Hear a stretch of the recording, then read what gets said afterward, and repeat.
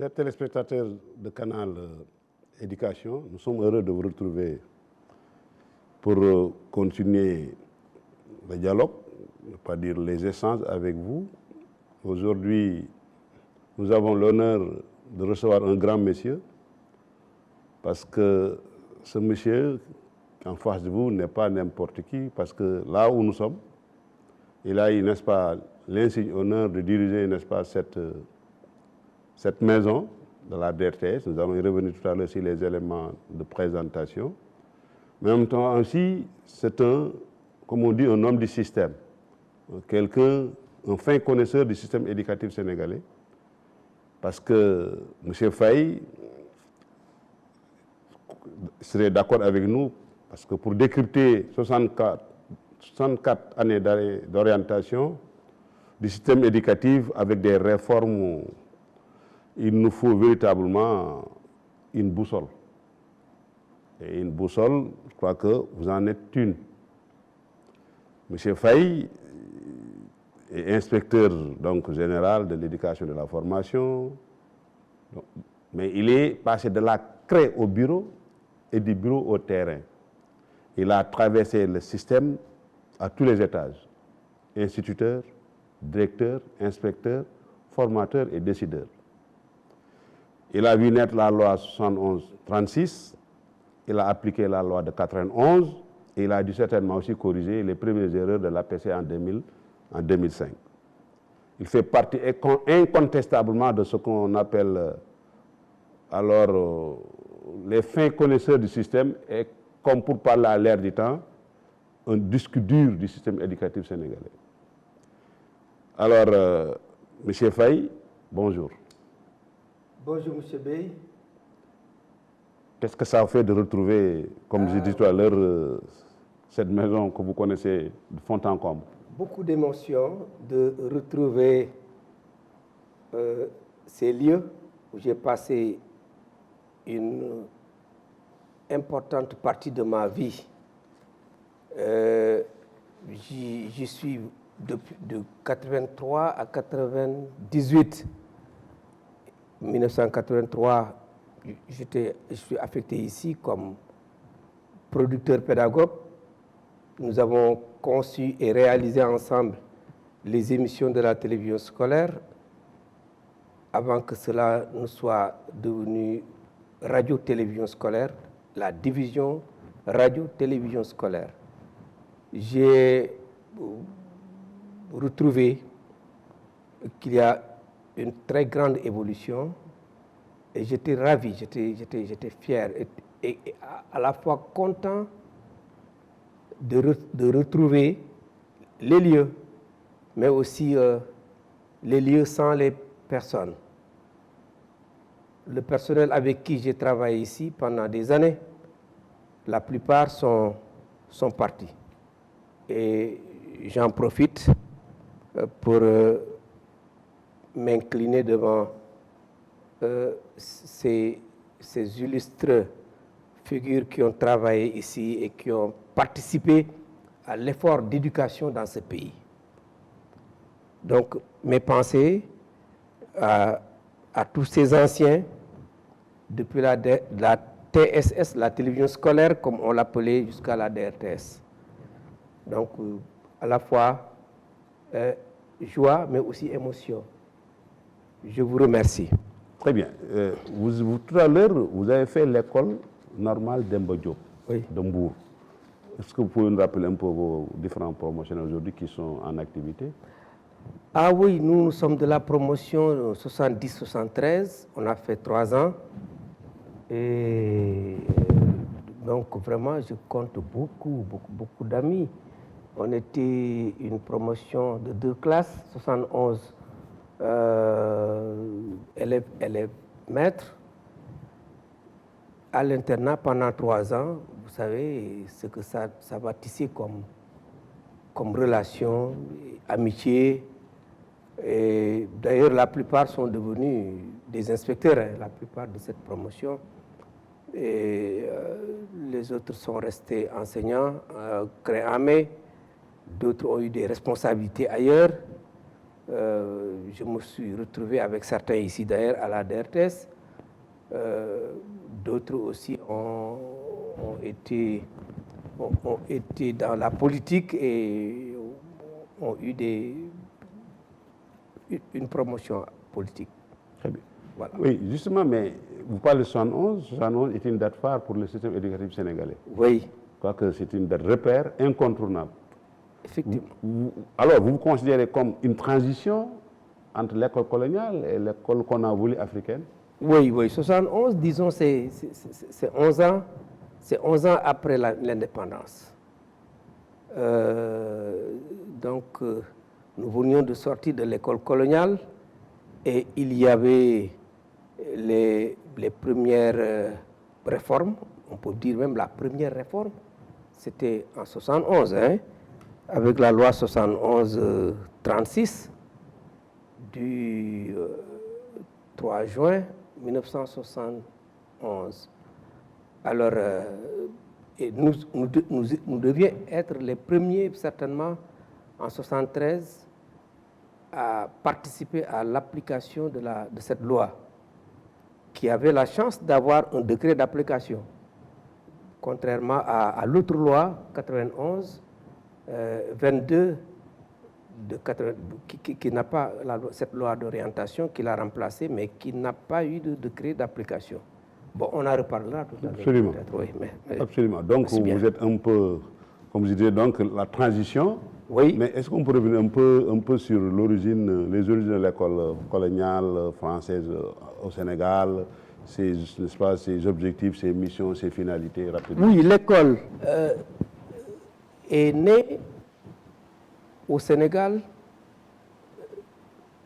depuis 1817 avec l'instituteur français Jean Dard, affecté à Saint-Louis, qui a ouvert la première classe et qui a servi pendant quelques années. Jean Dard a eu l'ingéniosité de partir d'une école bilingue.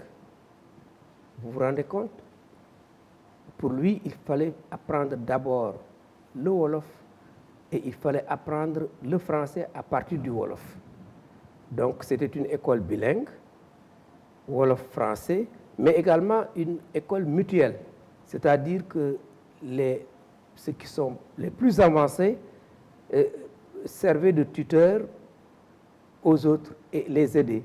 1817, c'est pas hier, c'est des années... Siècles. 2 siècles. Absolument. Oui, 2 siècles, plus. Alors donc Jean Dard a eu cette ingéniosité et il s'était inspiré des médersa, les écoles coraniques à Saint-Louis. Et il a vu que les gens apprenaient à partir de leur langue. Pourquoi pas donc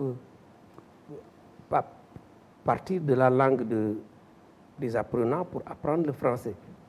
Mais je crois qu'il n'a pas été suivi et il y a eu d'autres directives pour contrer son projet. Plus hardi, oui, pour lui demander d'appliquer la loi coloniale qui voulait que l'enfant quitte définitivement sa langue maternelle pour apprendre le français en français. Voilà, donc les langues nationales étaient écartées finalement du système.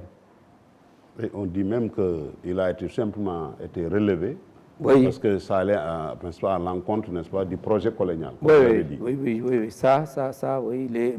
On raconte qu'il n'était pas dans les jurons de la colonisation, et peut-être avait des idées progressistes, humanistes, et voulait bien commencer par apprendre le français à partir de la langue maternelle de l'apprenant. Très bien. Donc, la mission, les missions, c'était clair pour l'administration coloniale, c'est former des auxiliaires, en fait des assimilés, pour porter, n'est-ce pas, le projet colonial. Oui, l'école coloniale est née sous domination coloniale. Donc, tout était domination. Domination politique, domination économique, domination culturelle. Et il voulait avoir des auxiliaires de l'administration, des aides comptables, des interprètes, de petits commerçants, des boutiquiers et consorts. Et voulait donc créer une sorte d'intermédiaire entre le colon ne comprenant pas la langue et les auxiliaires qui venaient d'être formés, mais ils ne voulaient pas aller au-delà. Et leur mission, leur prétendue mission civilisatrice était contestée finalement, parce qu'on sait qu'ils n'étaient pas venus pour ça. Alors, et si on se réfère à l'extrait de l'arrêté du gouverneur général du 1er mai 1924, nous voyons que les termes même de cet arrêté montrent la domination et le mépris qu'ils n'ont cessé de manifester. Nous avons comme passage que j'ai retenu la civilisation n'était pas dans ce qu'ils ont trouvé sur place. Ils ont dit que les circonstances ont mis la France civilisée en contact direct avec une population peu évoluée des Noirs non civilisés. Il appartient donc à la France de prendre en charge cette population, de l'instruire, de l'éduquer, de le tenir d'un bout à l'autre, pas à pas, pour lui apprendre à marcher, à trouver leur place dans le monde. Mais il ne devait pas se précipiter, parce que, comme ils disent, il fallait les tirer par la main, comme la mère fait avec son enfant qui apprend à marcher. Donc, des termes qui au fond, sont chargés, qui montrent que, pour eux, ils n'ont pas trouvé des êtres humains avec tout ce qu'on attend d'eux. Ils devaient donc essayer de les former. C'est dire donc qu'ils ont trouvé un peuple sans histoire, sans éducation, sans langue, sans ainsi de suite, ainsi de suite. Et ils ont voulu tout imposer au peuple africain et en faire finalement des Européens noirs, comme ils disent. C'était la politique de l'assimilation. Et ça n'a pas été vain. Ils ont obtenu certainement beaucoup de bons résultats de leur côté, mais pour autant, la population africaine n'en a pas profité comme cela se devait. Évidemment, on reviendra là-dessus. Les bienfaits de l'école, c'est parce qu'il y a eu école que certainement les fils de paysans se retrouvent aujourd'hui cadres et consorts, mais réellement, il y a eu trop de blessures.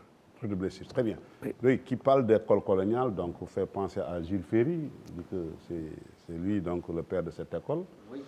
Alors, mais aussi qui parle de la présence de l'école coloniale, pense naturellement aux différentes écoles, surtout à vocation africaine, notamment l'école William Ponty.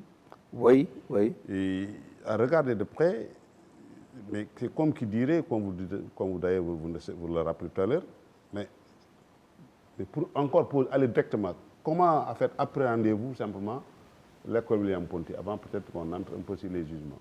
Oui, l'école William Ponty était donc une école qui devait former les cadres des intermédiaires, comme on les appelait. Il y avait des sections. Les premiers, c'était des enseignants. Ensuite, il y a eu ce qu'on a appelé les médecins africains. Il y avait également les secrétaires d'administration, donc ceux qui devaient servir dans l'administration. Finalement, c'était l'embryon presque d'une université qui formait des cadres, mais qui étaient tout de suite utilisables sur le terrain. Les enseignants y étaient formés et ils sortaient avec un bagage intellectuel et une formation pratique assez importante. Oui. Oui, à regarder de près, pour un peu paraphraser Senghor, en fait Césaire, Oui. mais ces gens-là, finalement, ça les a permis donc de voler ce qu'on appelle les armes miraculeuses, pour après poser ultérieurement le débat, n'est-ce pas, de la contestation, de l'indépendance, etc. Est-ce que aussi Oui, ce rapport, oui. on peut dire dans l'absolu que tout était négatif ou c'était à relativiser, quoi? Oui, on peut dire que Ponty était un vivier où vraiment il y avait beaucoup de talents qui se sont révélés, et il y a eu nécessairement une formation intellectuelle assez poussée à l'époque, si on se réfère à tout ce qui s'y est passé. Il y a eu des gens comme Birago, Birago Diop et consorts, oui. Daomé, Il y avait toutes les nations étaient presque de l'Afrique de l'Ouest étaient formées là-bas. Houphouët-Boigny et consorts, et même Abdoulaye Wade. Même Abdoulaye Wade. Donc des gens qui sont passés, mais qui se sont retrouvés autour d'activités intellectuelles et comme le théâtre. Et c'est là-bas que beaucoup d'idées sont nées. Il y a eu parmi eux des contestataires, mais aussi des gens assez informés, assez conscients de la situation de domination coloniale, et qui ont pu lutter. La plupart des dirigeants presque sont formés ou ont été inspirés par ceux qui sont sortis de Ponty. Oui, mais cette école William Ponty n'était pas aussi un peu concurrencée avec l'école des fils de chefs et des otages? C'était pas... Oui, il y avait l'école des fils de chefs, c'était avant, c'était à Saint-Louis, sous Faidherbe, c'était un peu... Oui, la création de Faidherbe. C'est ça. Donc, après l'école des fils de chefs, l'école des otages, qui préparait donc les futurs chefs de canton et qui formait les secrétaires d'administration. Donc, ils sont sortis pour remplacer, disons, les chefs de province. la plupart. Donc, mais ils n'évoluaient pas dans le même sillage. Ceux qui sont formés disons, à l'école des fils de chef étaient plus, disons, obéissants, plus dociles. Ceux qui sortaient de Ponty, la plupart, je dis qu'ils ont réfléchi sur le plan politique et ont voulu libérer l'Afrique. Donc la plupart des luttes ont été préparées par les sortants de Ponty. Très bien. Quel bilan faites-vous donc finalement de l'école coloniale avant, n'est-ce pas, ces grandes réformes avec l'accession du Sénégal à l'indépendance? Oui, quel bilan ferez-vous de l'école coloniale? L'école coloniale a eu quand même à former des cadres. L'école coloniale a permis d'accéder à une langue étrangère, mais une langue internationale, le français. Et des gens déjà avaient commencé à écrire.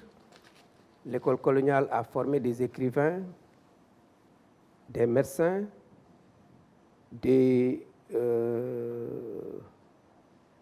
médecins vétérinaires, des cadres qui ont participé au développement de ce pays et qui ont participé aussi à la guerre, entre guillemets, qui a mené à l'indépendance. Ils ont lutté au sein de certains groupes de pression pour arriver à aujourd'hui ce qu'on a appelé l'indépendance. Très bien, donc c'est un bilan mitigé. Oui, bilan mitigé. Jamais satisfait, c'est ça aussi la situation, parce que l'école forme des cadres, mais les cadres eux-mêmes, conscients de leur rôle, doivent prendre un peu d'autonomie pour jouer leur vrai rôle et participer au développement du pays. Très bien. Oui. Donc, oui. Je crois qu'il ne faut pas jeter complètement ce que l'école a fait. L'école coloniale. L'école coloniale nous a permis donc d'accéder au monde extérieur et à former des cadres. Très bien. Puis, donc, face à ce constat, la question est de savoir mais quelle école nos dirigeants voulaient juste après l'indépendance? Alors, une continuité avec la France ou bien une adaptation face à nos réalités? Oui, avec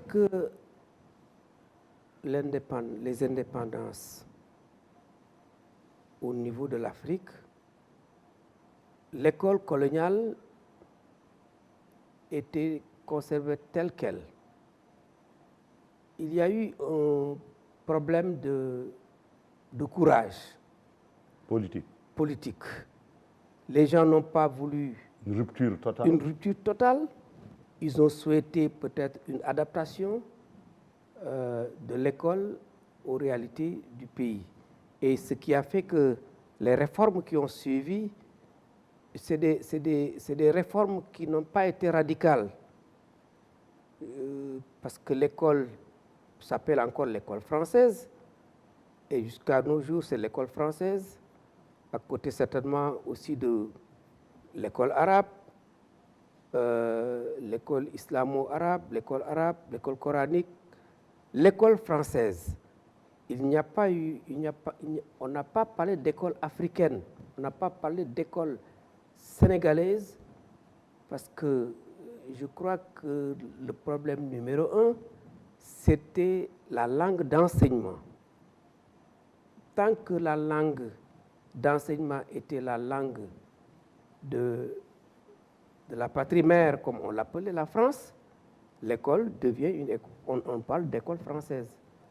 Mais si les autorités de l'époque avait le courage politique de rompre définitivement, mais pas brusquement, mais de rompre définitivement avec le français, d'avoir comme langue de travail, langue d'enseignement, le Wolof ou le Pulaar, donc disons en tout cas la langue, une langue nationale, et peut-être à côté de la langue d'enseignement, avoir une langue à apprendre, le français comme langue à apprendre,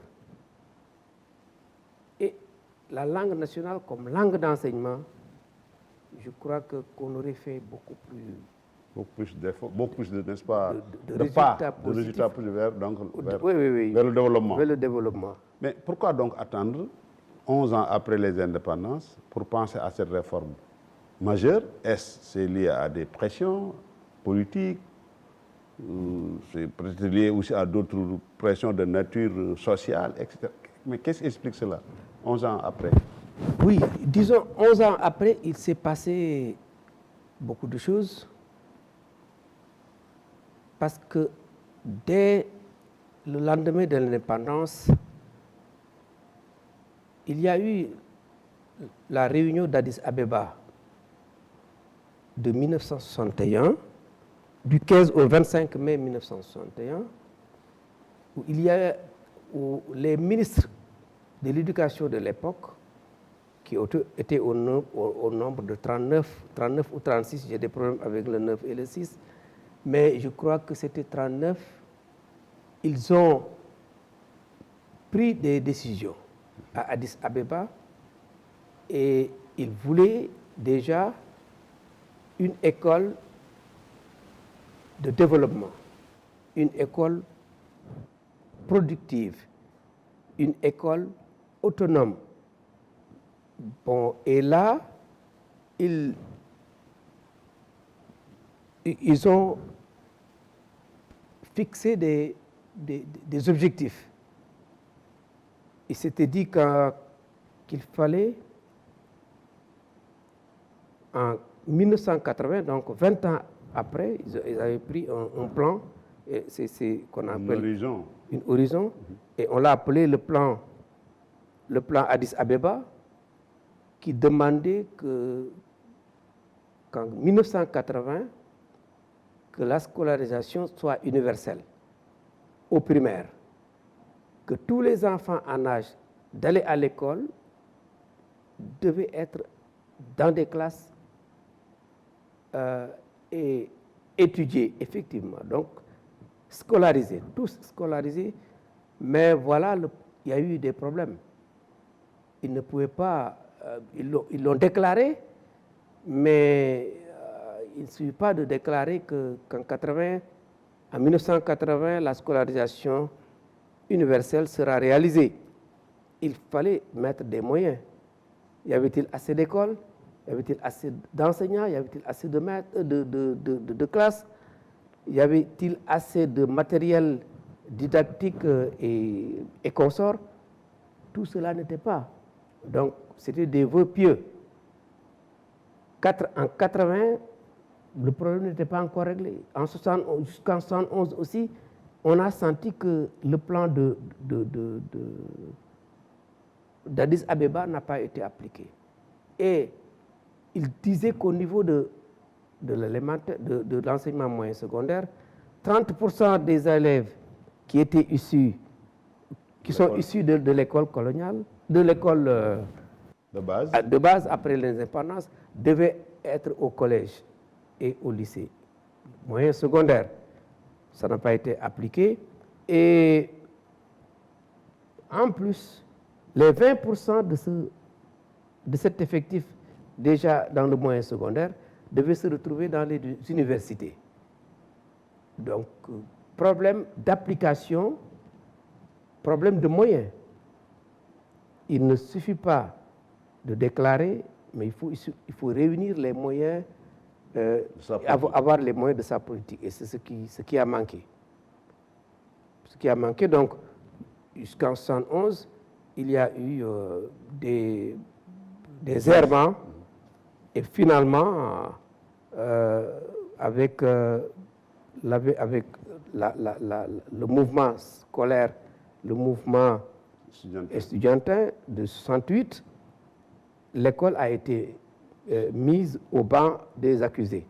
Les gens ont accusé l'école, c'est l'école qui n'a pas pu former suffisamment de cadres capables de mener le développement. Et donc voilà ce qui a fait que l'école étant mise en cause, il fallait revoir donc les décisions de 61 et voir comment réajuster et aller de l'avant. Très bien. Au Sénégal, on le dit clairement, Senghor a dû, avec son ministre Assane Seck, alors penser à cette réforme, parce que, comme vous le dites, il y avait la grève 68 qui est passée par là, où une école africaine avait été clairement revendiquée par les étudiants, ça fait partie de slogan, de la revendication. Alors, il y a aussi il y avait ce traumatisme-là, la séparation avec Mamadou Dia, tout ça donc faisait que les masses aussi étaient en attente. Oui. Donc, il y a eu des pressions internes. Il y avait une crise politique et ça déteint un peu sur la crise, sur la société, et on en était à la crise sociale. Très bien. Donc, quels étaient donc, maintenant on entre de plein pied dans notre sujet, la loi 71-36, cette fameuse loi, quels étaient ses objectifs? La loi de 71 est une loi qui a permis de revoir un peu les ambitions et de les structurer. L'école était devenue l'école devait être une école démocratique, c'est-à-dire ouverte à toute la société, mais il fallait aussi arriver à une école populaire, mais nationale, que les activités de l'école, le mobilier, l'immobilier, le personnel devaient être africanisés. Ça, on l'a dit pendant des années. L'africanisation de l'école qui a commencé depuis 60-61 et qui n'a pas pu se réaliser concrètement faute de moyens. Donc c'est une loi qui devait prendre en charge une éducation africaine, une éducation prenant sa source dans les réalités africaines, visant également l'ouverture universelle, c'est-à-dire une école qui sera enracinée, comme le dirait Senghor, mais aussi ouverte, démocratique, laïque et permanente. Donc l'éducation pour tous, l'idée de l'éducation pour tous et tout le temps, toute la vie, cette idée était déjà là. C'est une loi qui avait comme objectif le développement national, c'est-à-dire préparer les conditions d'un développement intégral assumé par la nation. La nation devait prendre en charge l'école. On a parlé aussi comme objectif numéro 2, de former des citoyens libres et capables d'agir sur l'environnement. Ça, c'était l'école du milieu. L'école du milieu, dans le milieu, l'élève devait apprendre à connaître son milieu, à l'aimer pour pouvoir le transformer. Et c'était ça le slogan. Et il fallait, avec cette loi 71, réhabiliter les langues nationales, avec un enseignement de ces langues à l'école, l'introduction des langues nationales à l'école. Et là, nous voyons qu'il fallait peut-être reprendre beaucoup de choses. Il fallait reprendre les manuels, les contenus des manuels, les adapter aux réalités du socio-culturel, mais aussi revoir les niveaux d'enseignement. Cette loi 71 a eu la chance d'avoir un décret d'application où on avait demandé au... C'est ce décret? Oui, c'est le décret 72-861, décret 72-862, et qui finalement a été remplacé par le décret 79-1165. Mais c'était l'organisation, c'était plutôt l'organisation des structures, c'était aussi l'accès à un certain âge à l'école, la création ou l'encouragement des écoles, de certains instituts préscolaires et consorts. Mais pour ce qui était de l'organisation de l'enseignement primaire, du CI au CM2, il y avait assez de matière, parce qu'il n'y a pas eu beaucoup de changements. Il fallait aussi apprendre à réorganiser un peu les circonscriptions scolaires. Donc, quand on a repris l'école dans la région, il y avait la création des inspecteurs, des inspections régionales, les inspections départementales, et c'est les mesures phares. On parle des mesures phares. Oui, effectivement. Et il y a eu un changement donc, radical au niveau des appellations. Aujourd'hui, on parle d'IA, mais à la place de l'IA, il y avait d'abord l'IRE, Inspection régionale de l'enseignement élémentaire. Oui. C'est après maintenant qu'on a parlé d'IDE, IDE, après IDEN. Aujourd'hui, on en est à IF. IA de l'autre côté, qui prend en charge la formation professionnelle. Donc, l'IF aussi, au niveau départemental, au niveau même communal, et dans certains districts, ce qu'on a appelé les districts sont devenus des IF. Oui. Mais quand on regarde un peu cette loi, il y a eu donc, comme tu dirais, une loi mornée, oui. Parce que la recommandation notamment de la conférence de Bamako 70, la recommandation 9, oui. En ce qui concerne l'alphabétisation, on s'est rendu compte que lors de la plénière à l'Assemblée, le président, en fait le ministre d'alors, Hassan Seck, défendait son projet. Il y a eu au sein même, n'est-ce pas, du Parti socialiste, en quoi des voix qu'on pouvait qualifier à l'époque de discordantes. Oui. Notamment Doutiam, ministre député, Aline Badrembeng et Amour Sissédia. Pour Amour Sissédia, il fallait faire attention. Il ne faut pas aussi peut-être précipiter les choses. L'enracinement, c'est bien, mais il faut aussi penser à l'ouverture qui est sacrée. Oui. Et je crois que d'ailleurs, ça a poussé même le ministre dans les plénières à finalement accepter de dire que c'était une loi cadre. Donc il n'y avait plus finalement de contraintes et que véritablement on n'était plus obligé. En tout cas d'aller dans le sens alors de fixer alors un échéancier, en tout cas rythmer ça quoi, avec n'est-ce pas, des engagements fermes. Oui.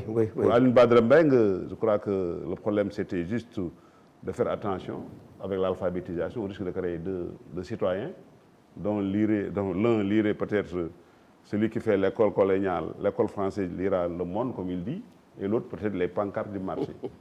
Et pour Doutiam, véritablement, je crois qu'il faut faire très attention parce que nous n'avons pas les moyens de notre politique. Et là, le contexte déjà s'y prêtait parce qu'on disait que De Gaulle venait de mourir. Pompidou était venu, il n'était pas encore très convaincu, il doutait. Il fallait donc coûte que coûte plaire alors, à la partie française et surtout alors, pour ne pas perdre alors, la coopération, quoi, le budget. Ah oui, M. B, je vois que vous êtes informé, vous êtes dans l'histoire. J'aimerais qu'on précise que l'introduction des langues nationales au Sénégal a eu des problèmes, mais peut-être que notre invité, qui a un peu plus d'autorité dans ce domaine, de l'alphabétisation et des langues nationales, pourra vous en dire plus. Mais de toutes les manières, c'est un problème de volonté politique et de courage. Jusqu'ici, ça traîne. L'introduction a été timide. L'introduction des langues nationales s'est faite de manière très timide. Et les gens n'y étaient pas. L'adhésion était très faible. Et c'est ce qui a donné les résultats que nous avons jusqu'ici. On est un peu frileux. Et comme le disait Cheikh Anta Diop, l'esclave a un peu peur de la liberté. Oui, nous avons quitté la colonisation, on est devenu indépendant, mais on est encore collé à la mère patrie de par la langue et de par l'aide et beaucoup d'autres choses.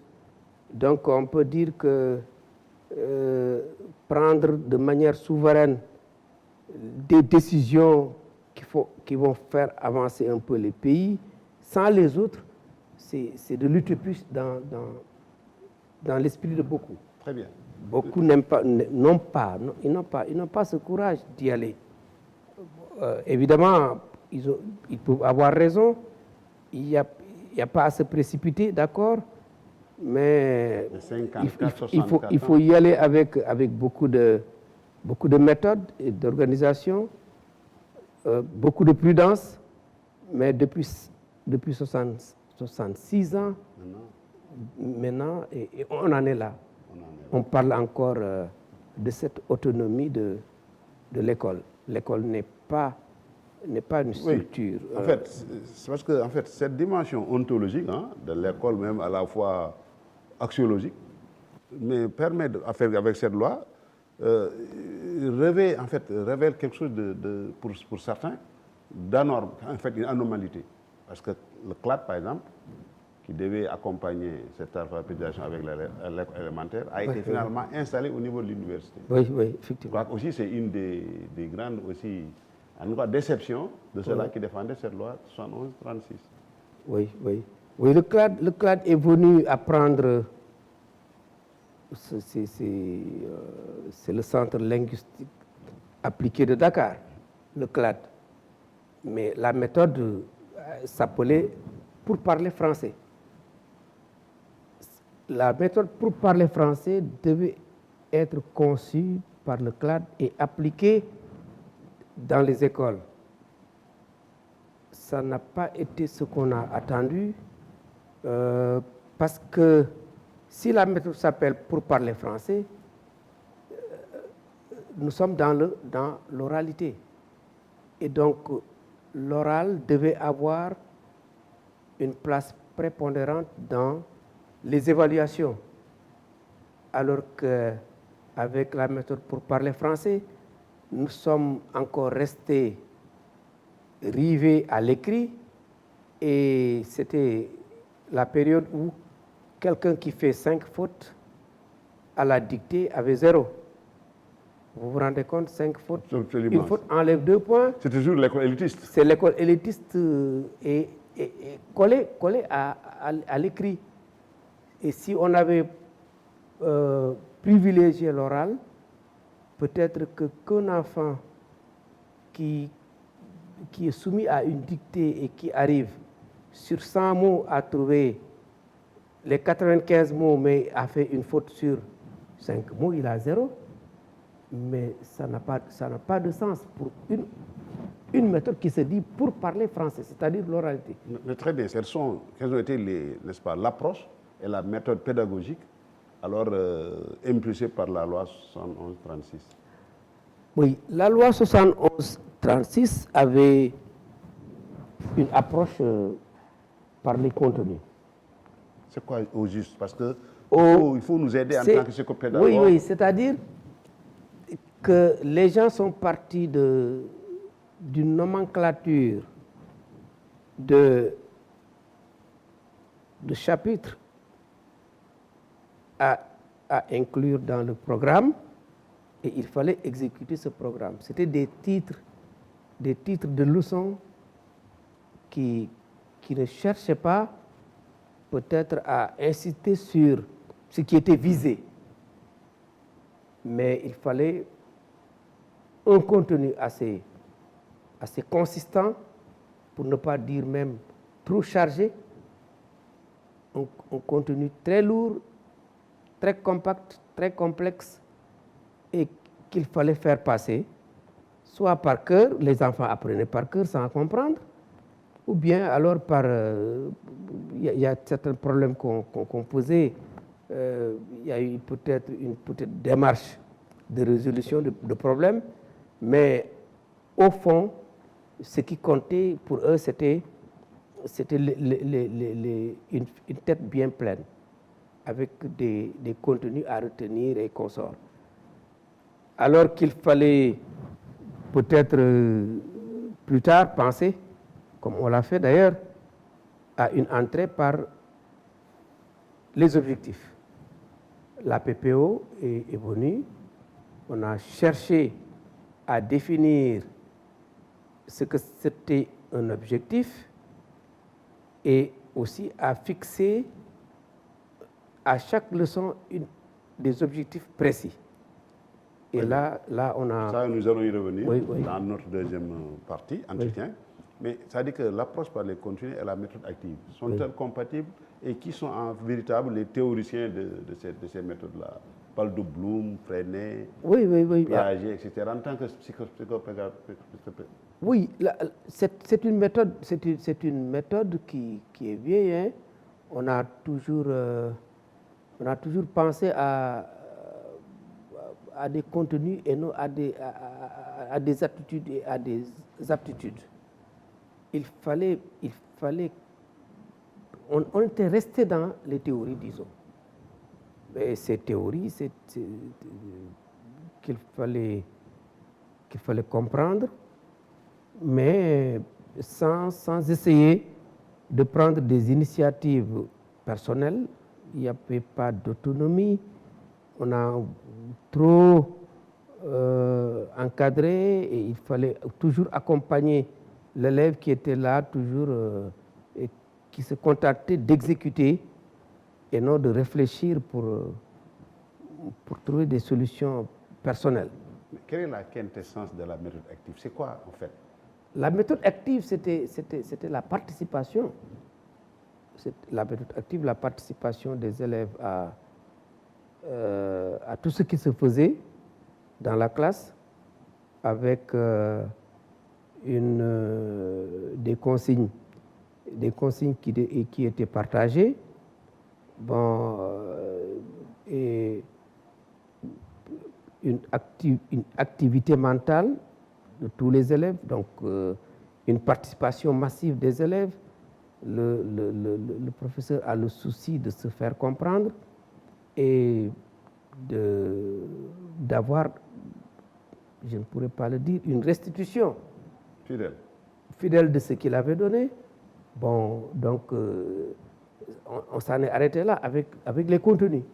Mais est-elle pertinente, cette méthode active, avec l'approche par les contenus, qui justement se faisait juste avec des cours magistraux? Oui. Il n'y avait pas ici... Ou bien ça répondait plus à une volonté d'ouverture, alors parce qu'on est là, on a des enracinements, ouverture, il fallait... Oui. Parce quel est le lien, quoi? Non, on ne pourrait pas parler de méthode active au récent. On dit de méthode traditionnelle. Parce que quand même la méthode active donne une part un peu à l'apprenant. L'apprenant doit participer. Il doit répondre, il doit poser des questions, il doit faire à la place de l'enseignant. Mais cette méthode active a évolué et, comme vous le dites, on ne va pas déflorer le sujet de l'émission à venir. On va y revenir certainement, mais disons que c'était la méthode traditionnelle. Qu'est-ce qui caractérise la méthode traditionnelle? La mission traditionnelle qui se faisait, c'était un enseignement frontal. L'enseignant est là devant les enfants. Il fait sa leçon. C'est l'enseignant qui travaille au fond. Les élèves sont... On est dans une sorte d'enregistrement passif, quoi. Oui, c'est ça. Les élèves enregistrent et ils subissent plutôt qu'ils n'agissent. Okay. Et là, donc, on ne favorise pas la créativité? Oui. La créativité n'était pas... Il fallait exécuter. Pas de créativité au vrai sens du mot. Oui. Les élèves répétaient un modèle et l'exécutaient. Les élèves avaient un modèle à reprendre. Il fallait arriver à restituer, disons, c'est le maître mot. Il fallait restituer. Très bien. Maintenant, avec le recul, est-ce que vous pouvez nous dire, en fait, les échecs et les réussites de la loi 71-36? La loi 71-36 a eu quelque part, parce que quand même, les contenus étaient un peu changés. Le programme était plutôt africanisé. En histoire et géographie, on apprenait plus les réalités du terroir, mais c'est resté à... Est-ce qu'on ne pourrait pas mettre entre guillemets africanisé? Parce que apparemment... Ah oui, mais... Le problème jusqu'à présent se pose, quoi. Non, c'est-à-dire sur le plan des contenus, on avait des manuels qui véhiculaient les réalités socio-culturelles africaines. Bon, on ne parlait plus de l'histoire française ou de la géographie de Paris, mais on a tout fait pour que l'enfant, par cercle concentrique, commence par d'abord son terroir. Il doit connaître sa classe, son école, son village, son quartier, ainsi de suite, et monter pour la région et consort. Vraiment, c'était... C'est le milieu, la découverte du milieu proche, oui. Ensuite, avant de s'ouvrir. Mais on reproche souvent aussi à l'enseignement de l'histoire dans nos écoles que finalement, c'est simplement en faire un moyen de structurer le temps et non de la présenter comme étant une arme, une idéologie qui peut aussi prendre l'éveil des consciences. Ça aussi, je crois que c'est un reproche qu'on fait à l'enseignement de l'histoire. Oui. Mais revenons sur ce qu'on pourrait appeler des résultats positifs et maintenant des échecs patents pour cette loi 71-36. Pour la loi 71-36, il y a eu des points divergents. Il y a eu une déception quelque part parce que les objectifs fixés au départ n'étaient pas réalisés. Oui. Il n'était pas réalisé. Il fallait atteindre peut-être un certain taux d'alphabétisation. On avait dit éradiquer l'analphabétisme. On en est encore là. On avait dit scolarisation universelle. Oui,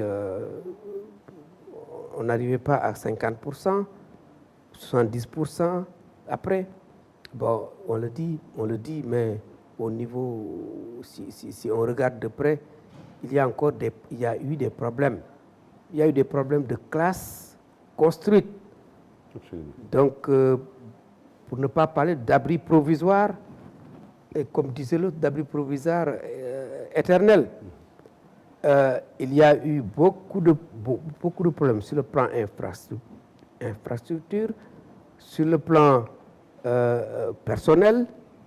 Il y a eu des enseignants recrutés comme ça en masse. Il n'y a pas eu la formation initiale qu'on attendait, une formation initiale. Et on recrutait presque plus dans les écoles normales, qui étaient devenues EFI. Et bon, ça a posé des problèmes. La loi 111 n'a pas été appliquée comme cela, comme on s'y attendait. On s'y attendait. Très bien. Je crois que ça pose d'ailleurs un problème. C'est une belle transition. La loi 111, donc, somme toute, fut un échec.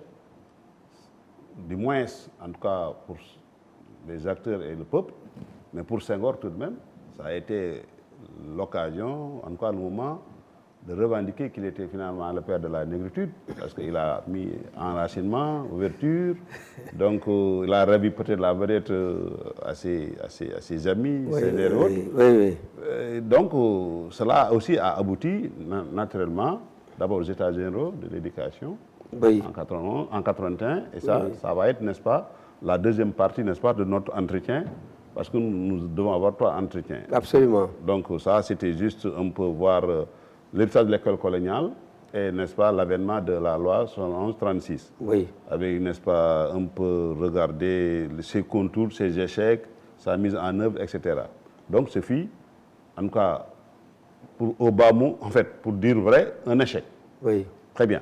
Maintenant, vous, en tant qu'acteur, vous êtes, n'est-ce pas, vous fûtes chef de département de psychopédagogie au niveau de la FASTEF, là où on forme véritablement les professeurs et les inspecteurs. N'avez-vous pas l'impression que c'est faute de moyens aussi, au-delà de la volonté politique manifeste, parce que nous dépendions aussi toujours de la coopération française, oui. Une école qui est financée à l'extérieur, 100%, d'après les chiffres. Est-ce que ce n'est pas aussi, entre autres, ça qui explique son échec? L'échec de la loi 71, oui, 71-36 est lié peut-être à un déficit de moyens, mais c'est lié surtout à une absence de volonté politique qui n'a pas pu faire une option claire. Du développement. On a dit que, bon, voilà, il faut que tout le monde participe et on compte sur l'école pour avoir des vrais agents de développement, mais comme on l'avait demandé à Addis Abeba, une école productive avec des activités de maraîchage, d'élevage et consorts dans les écoles, il n'y a pas eu d'application parce que l'UNESCO, l'UNICEF qui était là pour nous pour aider, peut-être qu'ils n'ont pas fait le maximum. Et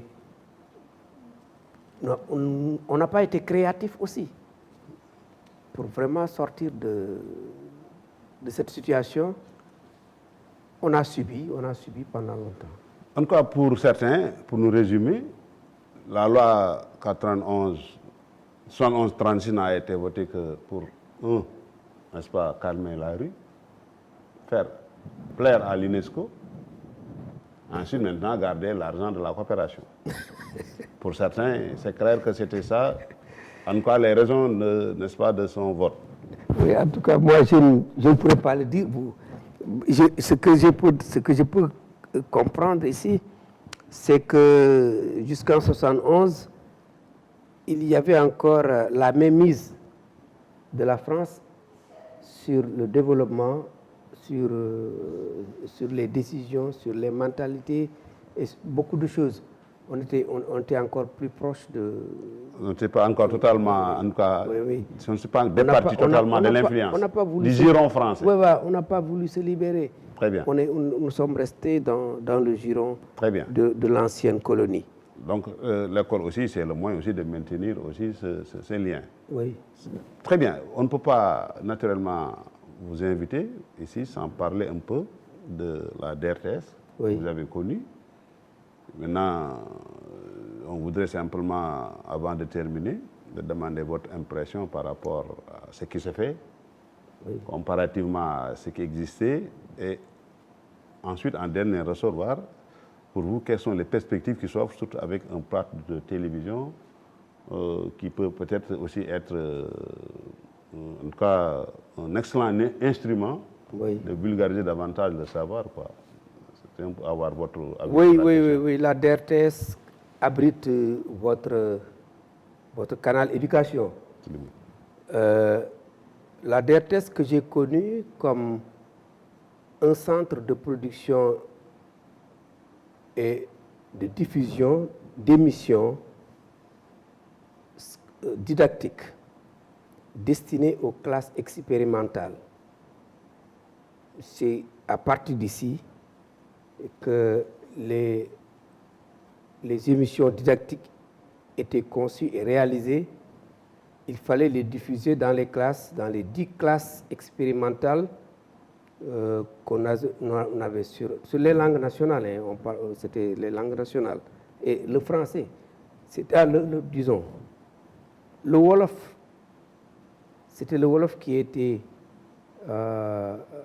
expérimenté, choisi, expérimenté pour le début, mais à partir de la 3e année, le français était introduit, d'abord oralement, puis par écrit et consort.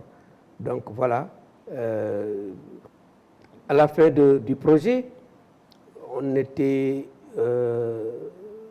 sollicité par le ministère de l'Éducation nationale sous la direction de Iba Der Thiam, et on avait créé ce qu'on a appelé Fenêtre sur l'éducation, animé par Mamadou Malaye Diop, qui venait de l'ORTS à l'époque, qui faisait son émission ici et qui partait avec l'enregistrement. C'est la RTS qui se chargeait de la diffusion au niveau national. Bon, par la suite, il y a eu des accords. On avait un temps d'antenne et Fenêtre sur l'éducation n'existait plus, mais on avait créé ce qu'on a appelé Tribune de l'éducation, une émission radiophonique. Ensuite, on a créé une autre émission radiophonique qu'on a appelée Parlons éducation. Et de l'autre côté de la télévision, on avait un temps d'antenne.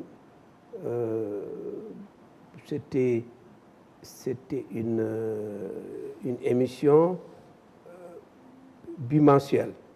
Oui. Et l'émission s'appelait Dossier de l'éducation.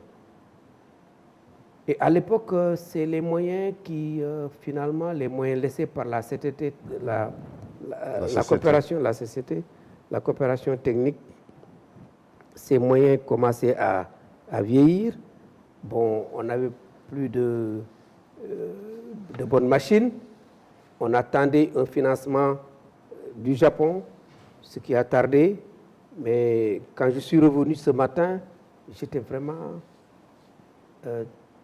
très, très, très satisfait de l'état d'avancement de cette maison que j'ai laissée ici en 1998 avec beaucoup de problèmes. Mais aujourd'hui, je sens qu'on a repris les plateaux et c'est une évolution heureuse. Vraiment, je suis comblé de voir que beaucoup de choses ont changé ici.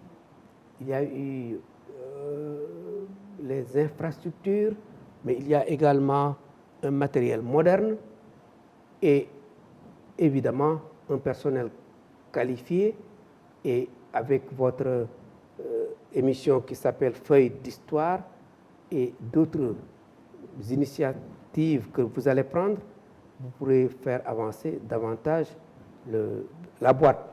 Et je suis très content, je dis que je suis émerveillé, très, très émerveillé par tout ce que j'ai vu ici depuis mon arrivée.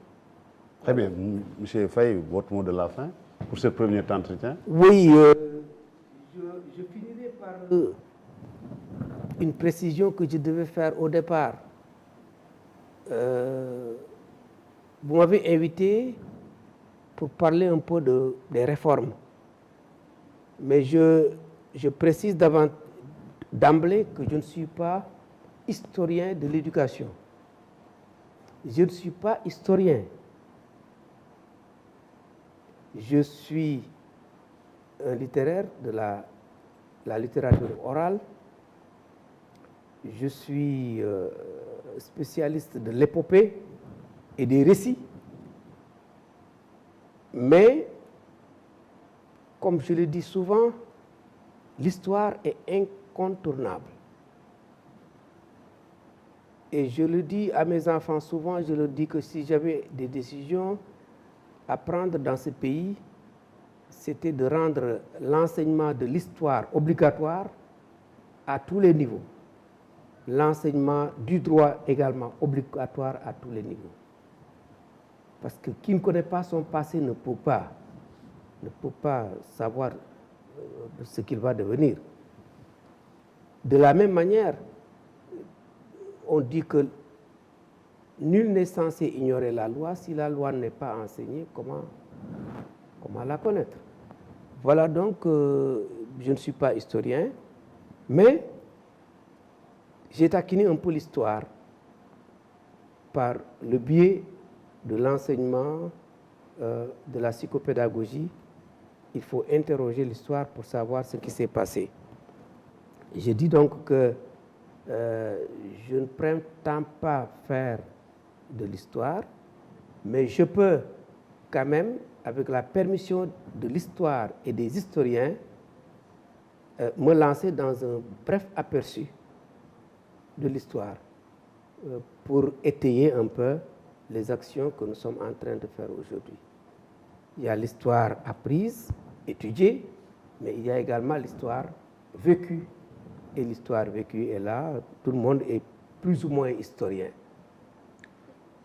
Je vous remercie. Très bien, je crois que le mot est lâché, hein. C'est un échange, c'est une émission où toutes les sensibilités sont invitées. Effectivement, nous attendons plus de vous un éclairage, n'est-ce pas, sur les réformes, les approches, les contenus, etc. Nous l'avons entamé vers la fin d'ailleurs de notre premier entretien d'aujourd'hui. Dans les autres entretiens qui viendront, nous allons davantage mettre l'accent sur ces réformes-là, leur portée, leurs limites, leur impact, etc. dans le système. En tout cas, nous avons été donc très honorés ce matin de vous avoir comme invité. Oui. Et comme notre compagnonnage va encore continuer, je ne peux que dire à nos téléspectateurs de continuer, n'est-ce pas, à suivre les émissions de Canal Éducation. Et nous vous donnons donc rendez-vous prochainement pour aborder, n'est-ce pas, la deuxième séquence. Alors 82 000, alors avec tout ce qu'il y a comme mouvement, comme événement lié, n'est-ce pas, à la deuxième réforme, à la deuxième loi, n'est-ce pas, de l'orientation de notre système éducatif. Très bien, donc merci et au revoir.